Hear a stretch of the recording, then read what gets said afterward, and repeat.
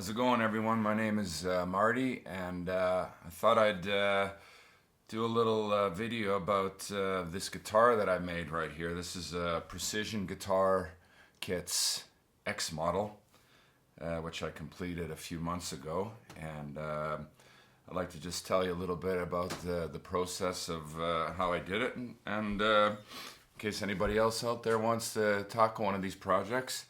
I've always wanted to do my own guitar, build it, and I've been looking around, but most of the kits out there come with everything. They come with pickups, they come with the electronics, they come with the tailpiece and the bridge and the tuners and everything, and I wanted to put on my own stuff. So I was looking around and I stumbled across Precision Guitar Kits website, and it's a company out of Vancouver, Canada, and I started looking at it, and they had like all the different models, but just the neck and the body, and you could choose what kind of woods you wanted to have and everything. And then I started looking at some videos on YouTube, and there's quite a lot of them out there. So it seemed like this is exactly what I'm looking for. Now I wanted to build a Les Paul, but the '59 model that I wanted was out of stock at that time. And another guitar that I really like is the 1959 Korina Gibson Explorer, which is currently on a reissue now with Gibson. You can get it either with the white pickup guard and chrome or nickel chrome, I guess it would be, or the black pickup guard and gold, and that's the one that I really like. So I thought. They have two models on there. They have one in mahogany and also one in Korina, and I decided to go with that model because it was in stock. And so I ordered it. I think it was close to $500 US. All sales are in US, even though it's a Canadian company. And it was shipped by UPS. I live in Europe and Sweden, so I think it took about 10 days for it to arrive here, which is pretty good. The package, when it arrived to Europe, I got a notification from UPS that there was a $115 tariff in order to allow it into the country. So that pushed it up in the $650 range, I think. Pretty expensive when you think it's just the body and the neck, and then you're going to add on all your stuff. You can probably buy a guitar for that range, but that's not what this is about. This is about building your own guitar, and it requires some skill. I'm relatively new to this. I've done a few other projects with some of my guitars, but I've never really done a full build like this where you have to install everything and paint it and lacquer it and install all the hardware and stuff like that. But so it does require some studying and and I wanted to go for this is the guitar that I wanted to emulate, the 59 Korina Explorer in the with the black and gold. So as far as the hardware goes, before I ordered it, I started on deciding on what I was going to put on the guitar. I wanted to put in Gibson burst buckers, but they were also out of stock, and it was months before they were going to come in again. So I decided to go with Seymour Duncan Saturday Night Specials, which is a classic, emulates classic rock of the 70s kind of pickup. I put on Goto locking tuners. All the bridge and the tailpiece are Tone Pros, Gibson knobs and plates. The electronics, I ordered a pre-wired kit from a company out of Austria called Artie's Guitars, and they had every kind of wiring there for models that you could like. They have Gibson, they have Fender, so I went into Gibson guitars and it said Flying V and Explorer, so I ordered an Explorer pre-wired kit, and it came on a nice little piece of wood like this, very very well done, and I was happy with that cost about $115. Um, the pick guard here, I ordered one from Precision Guitar Kits when I bought it, but when it came here, it was just one color black. I wanted the 3-ply with black, white, and black, and I also thought it was too big. It covered up this part pretty much all the way down to the bottom, and I wanted if you look at the original guitar, you can see that this is showing. So what I did was I took that pick guard that came, and I filed it down to the size that I wanted it, and then I bought a sheet of pick guard I bought it online from Tolwen, which is a German company. They have everything in music, and it came, and then I traced it out, and I cut it out with a jigsaw, and then taped it all up. Very important when you're making your own pick guard that you put tape on it, even over the plastic coating that's there, because you don't want to get a scratch on it. I cut it as close as I could, and then I just worked on it with a file and got it to the right exact right measurements that I wanted to have. But as far as putting this guitar together, like I said, the guitar comes the neck and the body, and it arrives very well sanded. I mean, you basically don't have to do anything with it. It's perfectly sanded. All the holes and slots are routed to perfection. The neck slides in there so snug, but you have to glue it on. And in my studies about what to glue the neck on with, a lot of luthiers use this glue called Titebond, which I use. But I looked on other videos, and some people use like a hot kind of a glue. I didn't go that way. I used Titebond. I painted it on. I put it on very sparingly. I didn't want to put too much glue in there, and I spread it out with a brush, leaving a small amount of wood free, because when you put the neck on and then you put the clamps on, the glue squeezes out, and you don't want to get glue into your outside wood too much, because that'll affect the stain or the dye going in there. So when it came out, I took a wet rag and wiped it off as good as I could.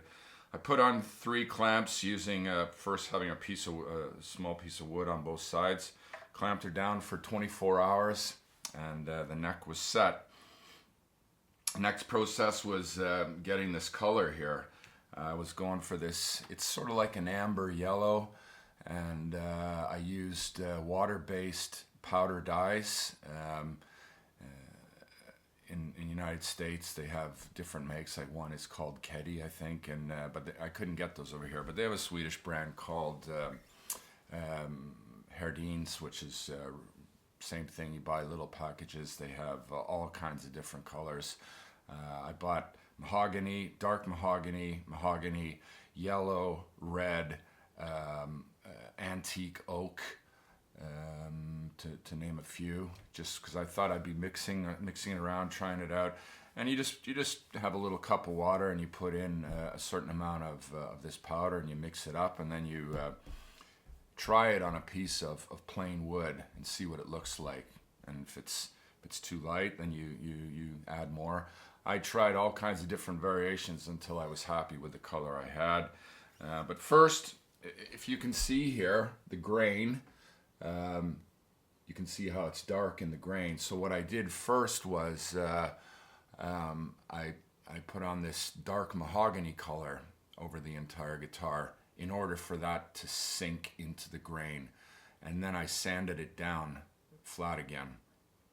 But before I did that, before I did anything, start painting, and I put on a coat of sanding sealer, which I also saw many people do on videos. Now you can buy that in a liquid form where you brush it on, or you can also spray it on. I believe I had both types. I bought cellulose sanding sealer in a spray can, and also so I painted that on. It dries very quickly, and then you sand it down with 800 to 1000 grit, and it helps distribute the color more evenly, and so that's what I did. And then once that was done, then I started applying the color onto the guitar here. We're using a lint-free cloth, and if I thought it was too dark, which I did in the beginning, the good thing about using water dyes is you can take a clean, damp cloth and just spread it out, thin it out, remove it. Or you might have to start over again and sand it down, and then make a new batch until you get the color that you want. Finally, when I got this, I still think I should have had a little bit more yellow in here, but it turned all right. It turned out all right anyway. So I did the neck and the body everywhere with that color, and then I used a damp cloth to even it out, let it dry overnight. When it came to the headstock, though, I wanted to have a black headstock here, and that also requires a little bit of extra work. You gotta tape, use frog tape and fine detailing tape to tape it off and make a nice line around there. But if you want to have a smooth surface here, you got to use grain filler, because if you don't, you'll see all the grain through the wood when you paint it. Another important thing, which I made a mistake on here, was I chose the wrong kind of black paint. I bought a can of black spray paint at the hardware store, and it didn't harden enough. So like when it was dry, if I stuck my fingernail in there, it would leave a dent. And you don't want that. So I had to completely resand it down again and start all over, and I used auto paint, flat black auto paint, which you'd use for work on your car, and that hardened nice. So when I'd gotten that part done, the body was all painted and or stained. I was happy with it. Then it's time to put on your lacquer, and I used a 2K, two component component, I believe it's called, lacquer, which means it's a lacquer which has an extra glue or hardener inside, which you turn the bottom of the can and it releases it. And it's difficult to apply anything with spray. I mean, spray cans are difficult. If you spray too far away, you're gonna get what they call orange peel. If you spray too close, it might run. It's also hanging the guitar, like I had it hanging upside down like this. It's difficult, and I did have some areas. I'm getting better at putting on lacquer, but I hang the guitar. I think the best way to do it is if it's lying flat, or if you see some of these guys, they have it where they can spin the guitar around on a swivel kind of a bar. But that's hard when you have the neck. Most people do that, but they don't have the neck attached. They put on a piece of wood there, and they have a special tool which they can spin it around with. But when it was all done, I had to buff it up a bit with some 2000 and 3000 grit sandpaper, just to remove some of the orange peel that I had. And then I just I put on a ceramic car wax and buffed it up nice, and that's been fine since then. Then I had to install all the hardware, put in the electronics here. One thing about the cavity here, which was drilled, you have a long cavity which goes through here, and then where the pickups are, and then there's the other cavity here for the tone and volume controls. There's a hole that goes through there. Now you have two braided cables from the toggle switch, and then you have 4 wires that come out of each pickup, and to squeeze those wires through that little hole was impossible. I tried everything. I tried taping it up. But nothing worked, and I had to buy a long drill and make the hole about the size of a pencil in order for it to go through there. So they might want to think about that when they're doing their guitars in the future, that make that hole a little bit. I did end up doing a little bit of damage on the back when I was drilling it, which I had to repair afterwards. Then I installed all the drilling the holes in the pick guard here. I used thicker, larger screws. You could, if you wanted to, I could have used small ones, and then you drill a small hole, and then a little bit larger, so the screw sinks right in. But I thought it looked better like this. Put these in with a rubber mallet. They're very snug in there, and then up here on the headstock here was I wanted to put a Gibson logo up here. I know it's not a Gibson, but that's what I wanted to do. I bought it, but one thing about this headstock, if you see it here on an Explorer, it has what they call the hockey stick. And the one that comes with this guitar is more rounded, and so I gave it to one of my friends who's a carpenter, and he tapered it off a bit to give it more of that hockey stick look. And if you look on an Explorer, the holes are a lot closer, and the strings, they go in a straight line, and it wasn't like these are a lot farther spaced. I couldn't get the logo on there. And I had to put some string trees on here because the E string here was hanging right over the side, and I wasn't too happy with that I had to do that. But that's the way it is. Instead, I put my signature on here with a gold felt pen, which you only get one shot at it, and I thought it turned out good. I ordered this truss rod cover on eBay from a company called Hell Guitars, and yeah, so this is my baby here, and I've done a few videos with it, a few songs, and a lot of people leave comments saying they really like the guitar, and it is a nice guitar. I think in the end it probably cost me about $2,000, which is a lot of money. I mean, the pickups. The pickups were about $350. The bridge and the stop bar were about $150. Over $100 for the electronics. Then the tuners were about $130. Then there's all the supplies, the paint, the stains. So it adds up.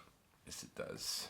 But in the end, you've created something that's yours, and I'm gonna definitely do this again. I mean, then there's the getting the guitar set up takes a long time. You also have to put on a bone nut here. You have to sand that and get it to the right size, glue that on, and then you have to intonate the guitar and get the setup, and that takes a while. I'm no expert in that. I had to watch a lot of videos and stuff like that, but in the end I got it, and I think it sounds really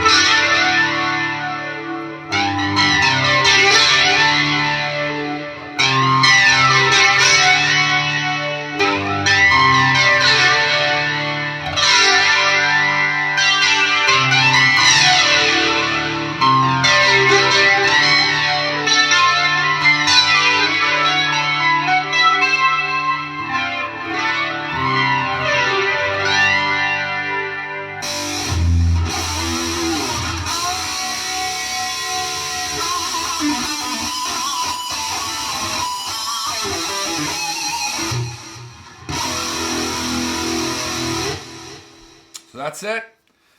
Um, don't be afraid to try one of these projects. You got to have a good room to work in it, though. I mean, it's nothing you want to do in your bedroom or anything like that. You should have a shop. Luckily I have it a place at work where I have lots of space and areas I can go in there at night. And I mean, lacquer stinks up a room, something awful. You got to wear protective gear.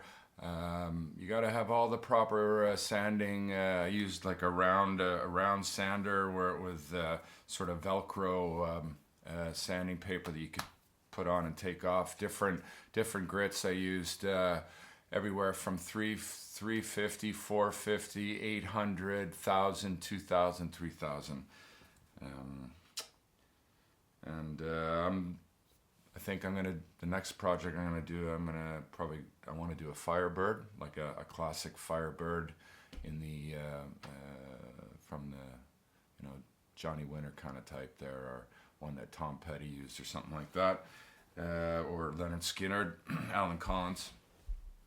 So that's my next project, but it'll have to wait a while. So check out their website if you're interested, precisionguitarkits.com, and I think they got a great product there. And thanks for watching, and good luck if you're gonna attempt one of these projects. Take care.